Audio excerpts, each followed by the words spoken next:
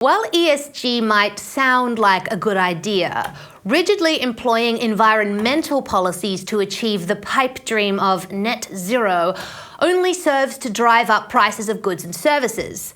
As for S and G, social and governance, this actively encourages discrimination on characteristics like gender and race. Nevertheless, the ESG craze continues throughout businesses, aided and abetted by governments, but really powered by the big boys at Blackrock and fellow investment funds like Vanguard and State Street. So, how does all of this work, and why is it, to use another term that's thrown around a lot nowadays, a threat to democracy? Well, the answer is simple: common ownership. That is, investment funds owning shares in rival businesses. This not only discourages competition between rivals, it also enables large funds like Blackrock to use their voting power, as well as threats to boycott shares, to quietly force large corporations across concentrated industries to implement whatever policies Blackrock sees fit, thus influencing consumer behavior. Your behavior. These policies are, of course, related to ESG. Now, when I say force, I do mean force. Just ask Blackrock CEO Larry Fink. Well, behaviors are going to have to change, and this is one thing we're asking companies. You have to force behaviors, and at Blackrock we are forcing behaviors. 54% of the incoming class are women. We added 4 more points in terms of diverse employment this year, and what we're doing internally is, if you don't achieve these levels of impact, your compensation could be impacted. Okay, we're doing the same thing. And so it's just you have to force behaviors.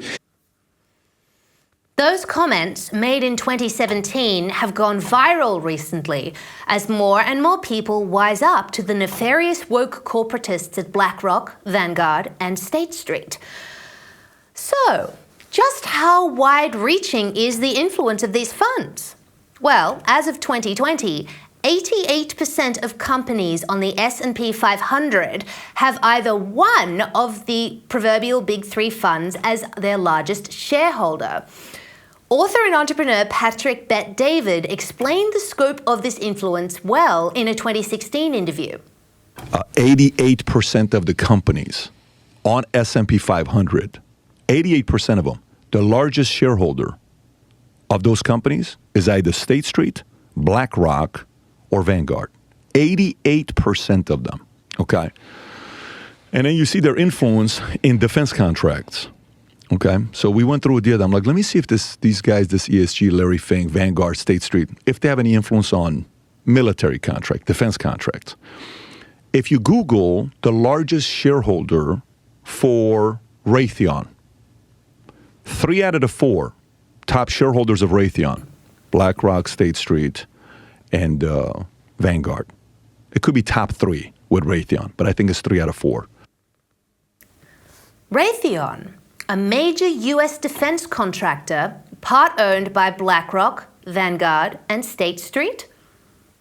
And we wonder why the USA always seems to be at war. Now, here is where we can start to see the entanglement of large investment funds like the Big 3 with governments. After all, what better way for governments to implement pro-war, pro-ESG policies that would make them unelectable if they took them on the campaign trail than to allow unelected corporates like Larry Fink to do it for them? That's undemocratic. They know it's undemocratic, and they don't care.